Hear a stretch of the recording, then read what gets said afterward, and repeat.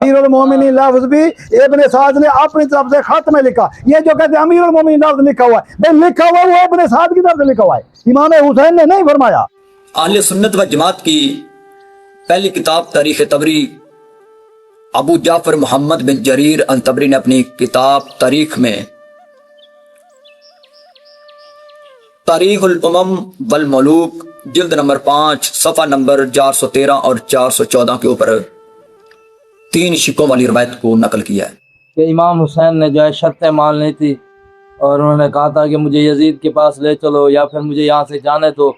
तो ये 3 बातें अक्सर फजल चिश्ती भी अपनी वीडियो में कहता रहता है और भी कहते रहते हैं।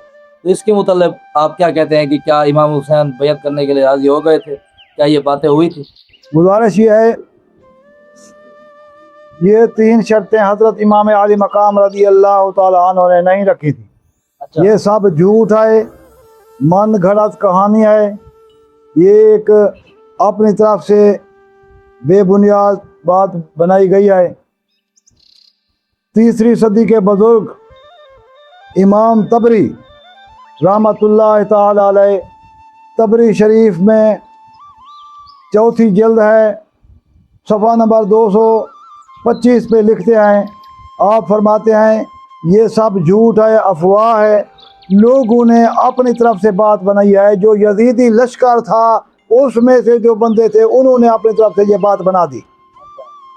जब इब्ने साद हज़रत इमाम आली मकाम रज़ी अल्लाह तआला अन्हु के पास आया तो उसने इमाम आली मकाम रज़ी अल्लाह अन्हु को बुलाया, तो बाकी लश्कर पीछे खड़ा था, उसके साथ 20 बंदे थे। और हज़रत इमाम आली मकाम रज़ी अल्लाह तआला अन्हु जब अपने खैमा मुबारक से निकले, बैत तशरीफ़ लाए, तो आपके साथ भी 20 बंदे थे। तो फिर आपने अपने रुफ़क़ा को पीछे कर दिया कि एक तरफ हो जाओ, और इब्ने साद से भी फरमाया कि तू भी अपने बंदों को पीछे हटा दे, अकेले में बात करनी है। जब अकेले बात कर रहे थे तो वहाँ पर हज़रत इमाम अली मकाम रज़ी अल्लाह तआला अन्हु ने फरमाया, तू जानता है मैं हुसैन इब्ने अली हूँ, जिसकी वजह से मैंने मदीना छोड़ा, मक्का शरीफ छोड़ा, अब करबला में आ गया हूँ, तो तुझे पता है मैं तो बैत करने वाला नहीं है दीन की, तो इसलिए आपने फरमाया मैं बैत नहीं करता। आपने साफ इनकार किया। यहाँ पर जो दूसरे यजीदी पीछे खड़े थे वो 20 बंदे, उन्होंने अपनी तरफ से बात बना दी, शायद कि इमाम हुसैन रज़ी अल्लाह तआला अन्हु ये बातें करते हैं कि इन बातों को फैला दिया कि ये बातें, जब इमाम हुसैन ने कही नहीं। तबरी शरीफ में दिखाओ कहाँ लिखा है इमाम आली मकाम, और जिस किताब में भी इमाम आली मकाम की तरफ मंसूब करके दिखाओ इमाम आली मकाम ने कब ये बातें फरमाई? नहीं फरमाई। ये तो फजल चिश्ती के सारे शागिर्द यही बोलते हैं, सब झूठ है जनाब हजरत। जैसे आपको पता है किताबों में कोई बातें लिखी होती हैं, वो लिखी हुई और बात है, सवाल के तौर भी होते हैं, तो उनका कहना और बात होती है। एक बात किताब में मैं लिख देता हूँ किसी के बारे में बात, वो कहे जी उसकी किताब में ये लिखी है, वो लिखी तो है लेकिन ये बताए कि वो मैंने अपनी तरफ से लिखी है, मेरा कौल है या उसका कौल है जिसके बारे में कह रहा हूँ, अपनी तरफ से मिला दी गई है, अपनी तरफ से बातें ये जैसे वो मिर्जा इंजीनियर अपनी किताब में उठा कर देखता, कहता है चिश्ती रसूलुल्लाह। हाँ बिल्कुल आपने सही फरमाया, ये वही बात है कि जी वो खुद उन्होंने लिख दी और फिर मंसूब कर दिया औलिया की तरफ, हालांकि उन्होंने लिखा ही नहीं है, लिखा ही नहीं है ऐसी बात। तो फिर वो आपको पता है कुछ ऐसे कुतुब खाने भी थे जो सिखों के थे और हिंदू के थे। अच्छा। हाँ उनके भी कुतुब खाने थे, किताबें छापते थे, उन्होंने कोई बातें कर दी चिश्ती रसूलुल्लाह वाली या इस किस्म की, ये मिर्जा उसको पकड़ लेता है देखो ये लिखा है। तो इनका भी यही हाल है, जो बात इब्ने साद के बंदू ने यजीदियों ने की है कि शायद इमाम हुसैन ये कह रहे हैं, उन्होंने महज अपने एक वहम और गुमान की बुनियाद पर कहा। क्या असर आया की? हाँ क्या असर आया, भाई ये कह रहे होंगे, ये कह रहे होंगे, ये कह रहे होंगे।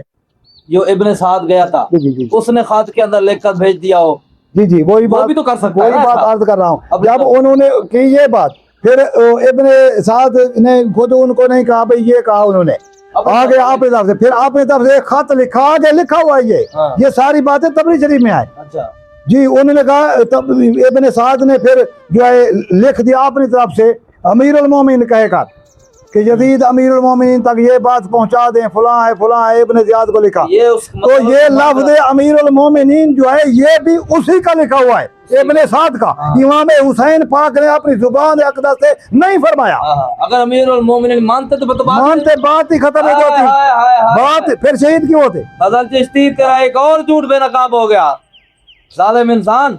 तेरे शागिर्दों का झूठ भी बेनकाब हो गया और तेरा झूठ भी बेनकाब हो गया। अगर इमाम आली मकाम रज़ियल्लाहु तआला अन्हु बैयत कर लेते मादर या आमादा हो जाते तो फिर बात ही खत्म हो जाती। बात ही खत्म। अगर वो ऐसे शहीद करते यजीद को क्या जवाब देते? यजीद ना पूछता और उसके जो हामी साथ खड़े थे वो ना कहते कि जब इमाम पाक ने ये बात कर दी है तो फिर इन्होंने शहीद क्यों किया है? उससे बदला लिया जाता उनसे।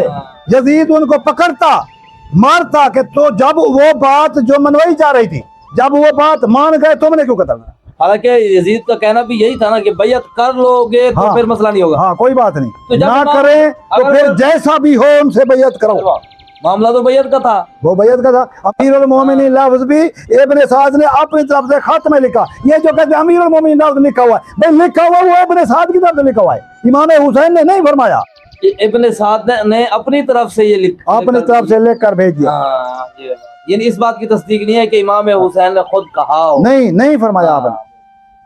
एक बात सिर्फ मिलती है, इमाम आली मकाम ने फरमाया मेरा रास्ता छोड़ दो, यानी पानी से भी हटा दो अपने बंदे, इधर एक खुली जगह में हमें बैठने दो, फिर जो होगा हमारे साथ होगा, वो जो तकदीर में लिखा होगा। ये बात है। हाँ, फजल चिश्ती साहब, ये भी एक कर्ज आप पर है कि आप कहते हैं जी ये 3 शर्तें थी इमाम ने कही थी, नहीं ये कही। कर्ज भी आपके ऊपर है कि ये सिर से इमाम हुसैन ने कही ही नहीं। कहीं नहीं, तू साबित कर हमारा ये दावा है, साबित तू करो। बड़ा मुफक्किर इस्लाम, बड़ा फिरता है, साबित करके दिखा।